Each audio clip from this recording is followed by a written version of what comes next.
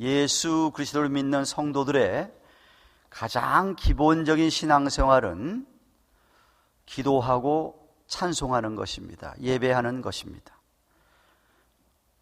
기도하고 찬송하는 것을 알면서도 우리는 얼마나 자주 그렇게 기도하고 찬송하고 살고 있습니까?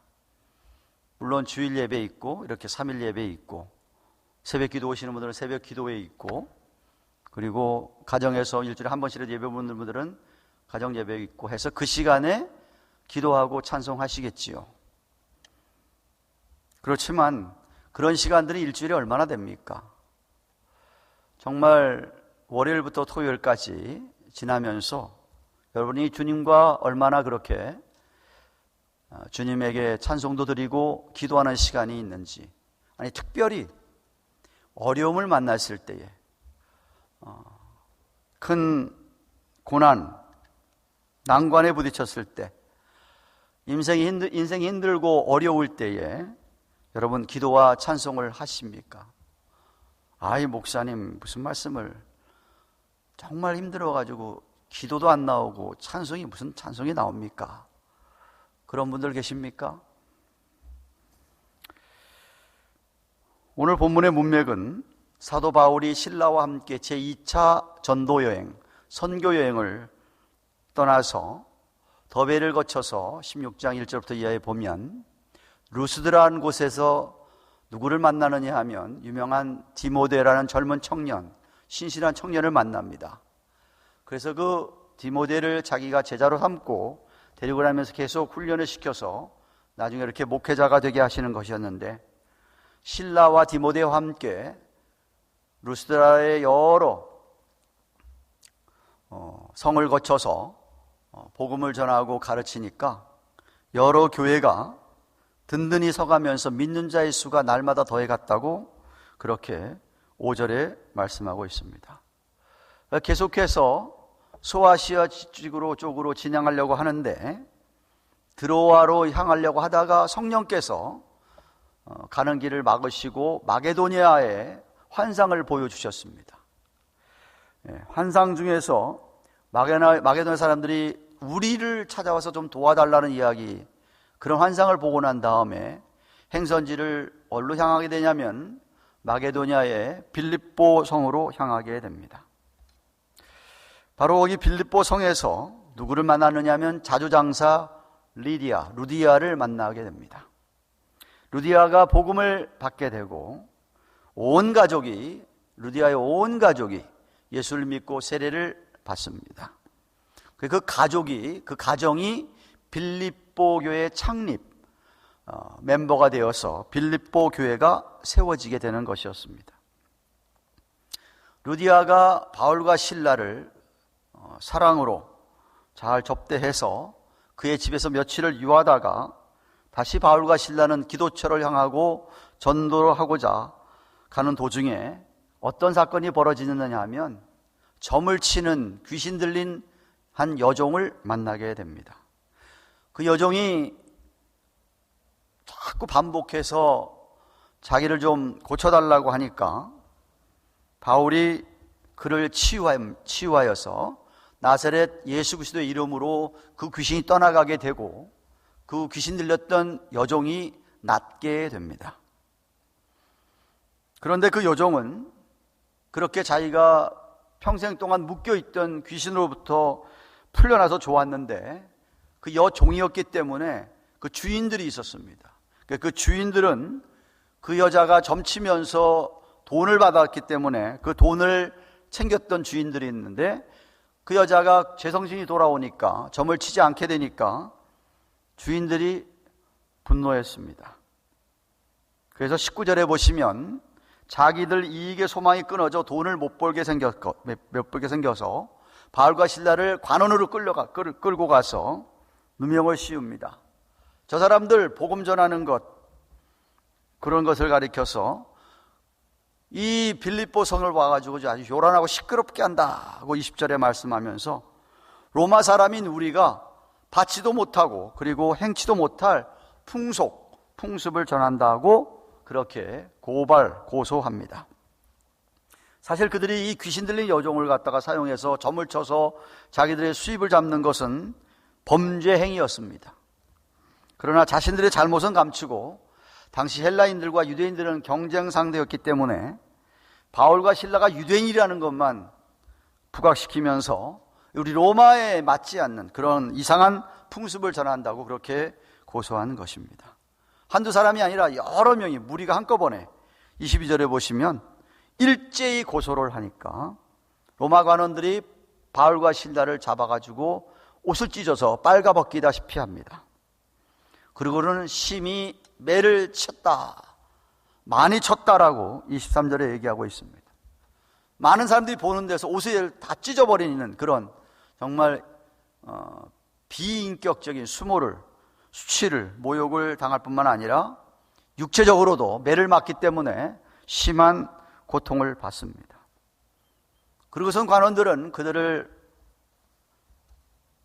깊은 옥에 가두고 그 발에다가 쇠고랑을 채웁니다. 24절에. 여기서 말하는 감옥은 햇빛이 전혀 들어오지 않는 땅 밑 토굴이나 지하 감옥 같은 것을 말합니다. 악령이 그들에게 역사해서 그곳에서 바울과 실라가 정말 화를 내고 불평하고 원망하고 하나님을 향하여 대적하도록 그렇게 핍박을 했습니다. 뭐 보통 사람 같으면 그 지경 되면 당연히 불평하고 원망하겠지요. 그러나 바울과 실라는 그렇게 하지 않았습니다.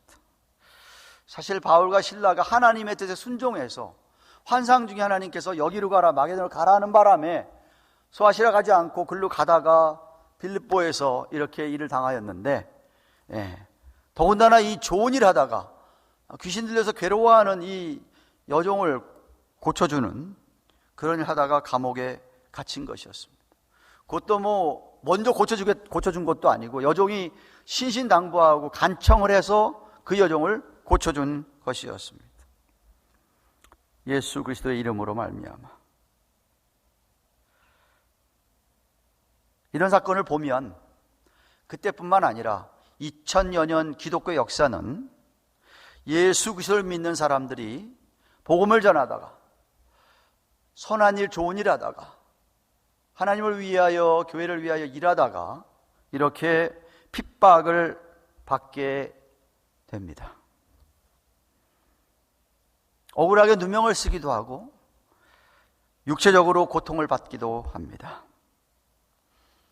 이러한 기독교 역사를 안다고 한다면 저와 여러분이 오늘 이 시간에 예수를 믿으면서 주의 일 하다가 혹은 선한 일 하다가 전도하다가 고난이 있다고 한다면 그것을 당연하게 받아야 되는 것이죠.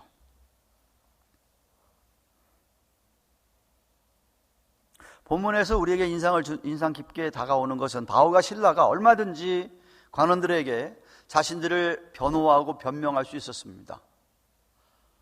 이거 뭐 내가 원해서 한 것도 아니고 고쳐달라고 해서 했고, 더군다나 바울은 로마 시민권자였습니다. 아무 말도 안 했습니다. 그런데 그냥 다 당하고만 말았습니다. 예수님처럼 말입니다.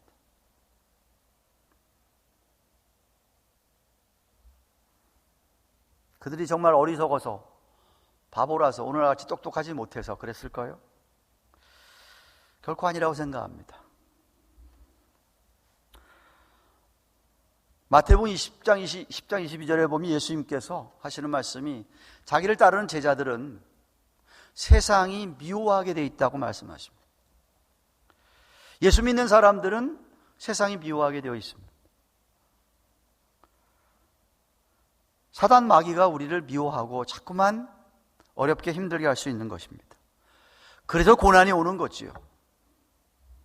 그러나 예수님께서 담대하라고 했습니다. 왜? 예수님이 마귀를 이기셨고 예수님이 우리와 함께 하시기 때문에. 그래서 요한복음 16장 32절 하반절 33절에 보시면 예수님께서 이렇게 말씀하신 적이 있습니다. 내가 혼자 있는 게 아니다. 아버지께서 나와 함께 계시느니라.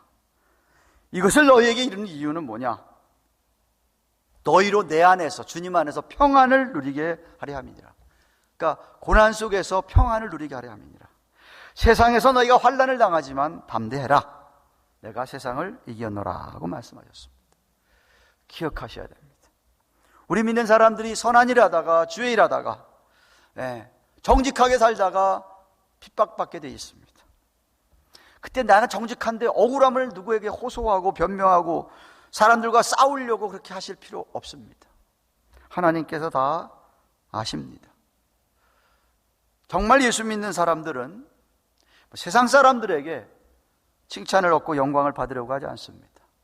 이 세상은 악한 영이 주장하는 세상인데, 그런 세상 사람들로부터 굳이 이렇게 칭찬받으려고 하고 영광 받으려고 애쓰지 않습니다. 너무 사람들에게, 세상 사람들에게 신경 쓰지 마시고 하나님께서 나를 어떻게 보실까에 우리가 초점을 맞추셔야만 합니다. 한번 그 깊은 감옥 속에 갇혀 있는 바울과 실라를 한번 상상해 보시기 바랍니다. 엄청 많이 맞았습니다. 발가벗겨진 상태입니다. 겨우 언더웨어만 겨우 입고 있었겠죠. 발에는 쇠고랑이 치워졌습니다. 많이 멍들었겠죠. 그 밑에는 얼마나 또 춥고 습기가 많아서 축축하겠습니까? 그런데 25절 보시면 밤중쯤 되어 바울과 실라가 기도하고 하나님을 찬미하매라고 합니다.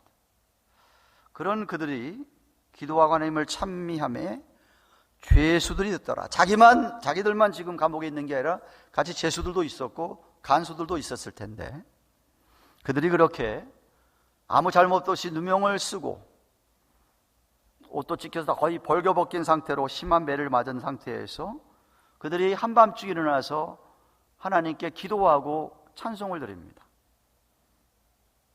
여러분들이 그런 비슷한 환경에서 그렇게 하나님께 기도하고 찬송했을까요? 아니면 그 안에서 하나님을 원망하고 혹은 사람을 원망했겠습니까? 에이, 그 여종이 고쳐달라고만 아니했어도 이런 일이 없었을 텐데 라고 생각하면서 말입니다. 그런 상황은 아닐지라도 세상을 살아가면서 여러 가지 핍박, 어려움 속에서 예수 믿는 것 때문에 만나는 그런 어려운 상황을 만났을 때 여러분은 어떻게 하십니까?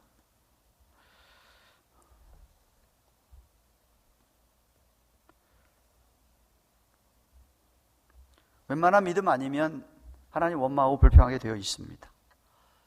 사람들에게 화살을 돌리고 싸우고 낙심하며 침체에 빠지죠. 침체, 디프레스 되는 겁니다. 그렇게 되면 이 사단 마귀가 이긴 것이죠. 이긴 것입니다. 저는 이 바울과 실라가 그 밤중에 그 어려운 힘든 상황 속에서 기도하고 찬송할 때 기도한 내용이 하나님 여기 감옥에서 풀려나게 해주세요, 나 이렇게 기도했다고 생각하지 않습니다. 여기 기도했다, 하나님께 기도했다, 하나님께 찬송했다고 할 때는 그런 상황 속에서도 하나님이 하나님 되신다고 하는 사실을 아마 찬송하고 기도했다고 저는 믿습니다. 살게 해달라는 기도가 아니라 하나님이 여전히 신실하십니다 하는 그런 고백을 하지 않았을까. 초대교회가 시작되면서 아마 그들도 찬송을 불러서 예배 중에 찬송을 불렀기 때문에 그 찬송들을 오늘 여기 바울과 실라도 그런 찬송을 했을 겁니다. 원래 찬미, 찬송, 찬양 그 원어들을 살펴보면 그 안에 감사의 뜻이 포함되어 있습니다. 감사. 히브리어의 찬양은 더군다나 감사하다는 뜻입니다. 그러니까 그 상황 속에서 하나님 되심을 기도하고 감사하고 찬양을 했다. 또한 찬양에는 하나님을 향한 헌신이, 주님을 향한 헌신이 포함되어 있기 때문에 고난 중에서더라도 남는 힘을 가지고 찬양과 기도를 드리면서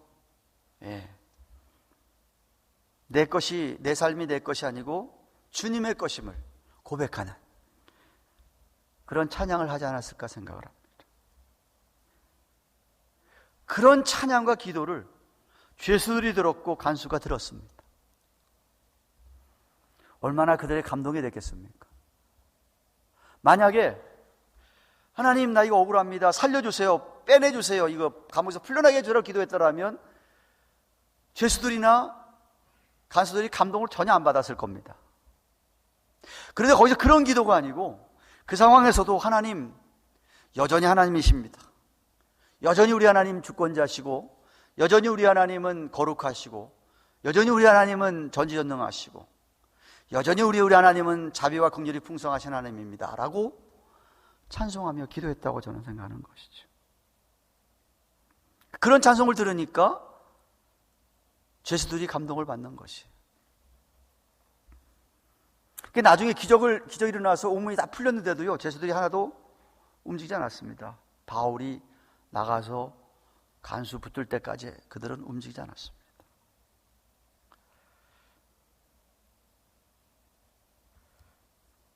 이런 거 보면 아무리 어렵고 힘들다 하더라도 저와 여러분이 하나님께 이렇게 하나님이 하나님 되심을 찬양하고 기도하는 것, 그것이 성도가 해야 될 가장 중요한 소중한 일이 아닐까 생각해 봅니다. 저와 여러분이 그럴 때 그렇게 하나님을 찬양하고 기도할 때에 누군가가 듣고 있을 수 있습니다. 그렇게 하나님을 찬양하고 선포하고 기도할 때에 듣는 사람들이 있고, 듣고 성령의 역사에서 감동받는 사람들이 있습니다.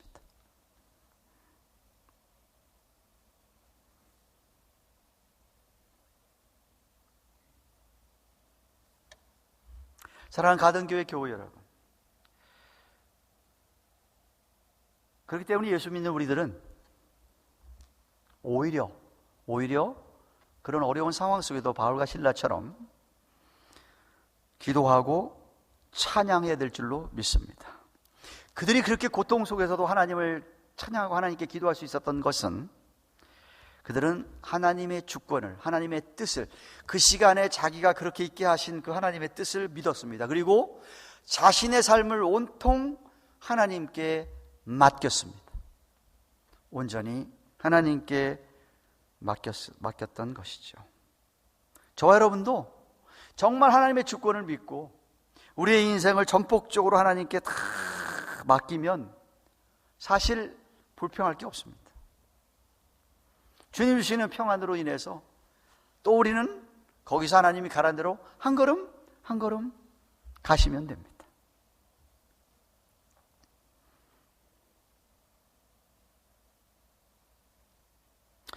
혹시 여러분 이 세상을 살아가면서 복음 때문에, 주의 일 때문에 혹은 여러 가지로 핍박, 어려움이 있습니까? 사람들에게 미움을 받고 있습니까? 악령이 자꾸만 역사해서 여러분을 힘들게 하는 것을 느끼십니까?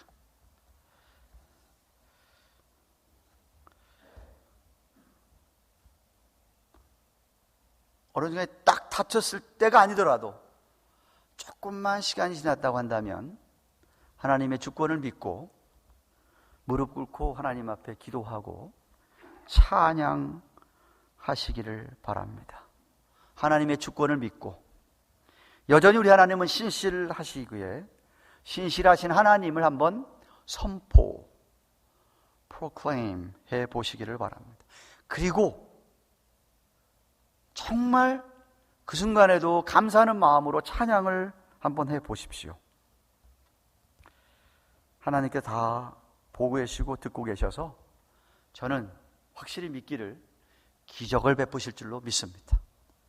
그런 상황 속에서도 오늘 바울과 실라처럼 그런 상황 속에서도 하나님께 기도하고 찬양했던 그 찬양을 들으시고 그 기도를 들으시고 지진이 일어나게 하셔서 갑자기 옥문이 다 열렸다고 26절에 말합니다.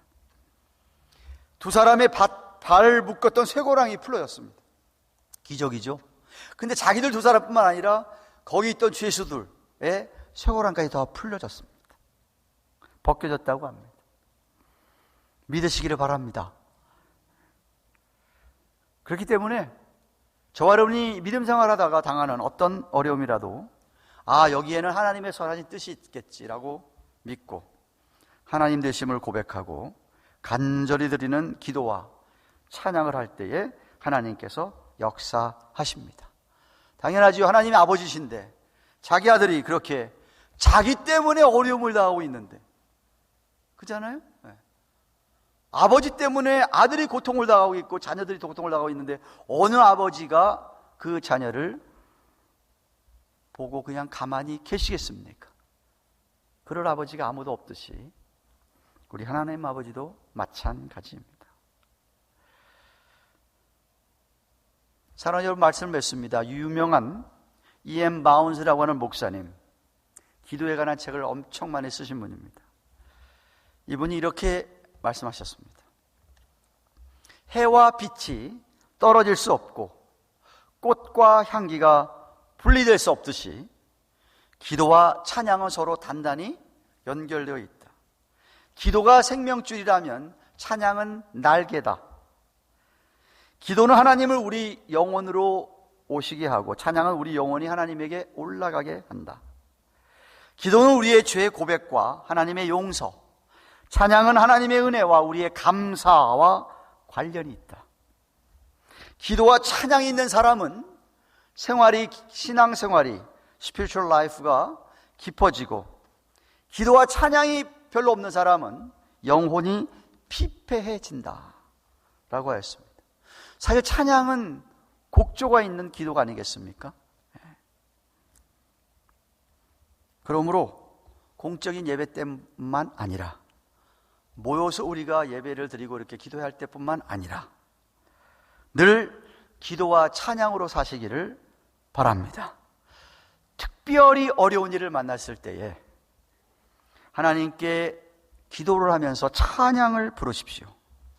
하나님이 정말 그래도 여전히 하나님이심을 고백하시고 감사의 찬양을 한번 드려보십시오. 성경에는 찬양과 이 기도의 힘이 얼마나 큰지를 말하는 성경 구절이 얼마나 많습니까? 제가 두 구절만 예를 들겠습니다. 다윗이 시편 34편 1절 2절 이렇게 이야기합니다. 내가 여호와를 항상 송축하며 찬양하며. 하나님께 올려지는 찬양입니다. 하나님을 위한 찬양이고 하나님이 올려지는 찬양, 송축하며 그를 송축함이 내 입에서 계속되리로다. 내 영혼이 그렇게 찬양함으로 여호와를 자랑하리니 곤고한 자가 이를 듣고 기뻐하리로다. 찬양을 듣고 곤고한 자가 힘을 얻는다는 것이요, 기뻐한다는 겁니다. 또 신약의 야고보서 5장 16절에 18절, 여러분이 너무나 잘 아는 구절입니다. 이러므로 너희 죄를 서로 고하며 병낫기를 위해 서로 기도하라. 의인의 간구는 역사하는 힘이 많으니라. 엘리야는 우리와 성전이 같은 사람이지만 저가 비 오지 않기를 간절히 기도하니까 3년 6개월 동안 땅에 비가 안 오고 다시 기도하니까 하늘이 비를 주어 땅에 열매를 내었느니라. 기도했을 때 라고 하였습니다. 꼭 병나는 것만 얘기하는 게 아니에요. 네. 여기 보시면은 엘리야 예를 들어놨잖아요. 엘리야 예를 들었잖아요. 네. 하나님을 위하여, 하나님 나라, 지금 바알과 아세라 그 우상신의 450명, 나중에 850명, 그들과 1대1 그렇게 싸우면서 이건 하나님이 하나님 되심을 나타내기 위해서는 비가 안 와야 되겠고 다시 또 기도하면 비가 와야 되겠습니다라고 우리가 똑같은 성전이 같은 엘리야인데 기도했더니 역사했다. 우리도 마찬가지다. 의인의 간구는 역사하는 힘이 많다. 의인의 찬양은 능력이 있다. 이런 말입니다. 우리가 기도하고 찬양하면 성령께서 역사하셔서 악령을 물리치시고 놀라운 기적을 베푸실 줄로 믿습니다. 그러므로 늘 우리 속에 기도와 찬양이 끊어지지 않기를 주님의 이름으로 축원합니다.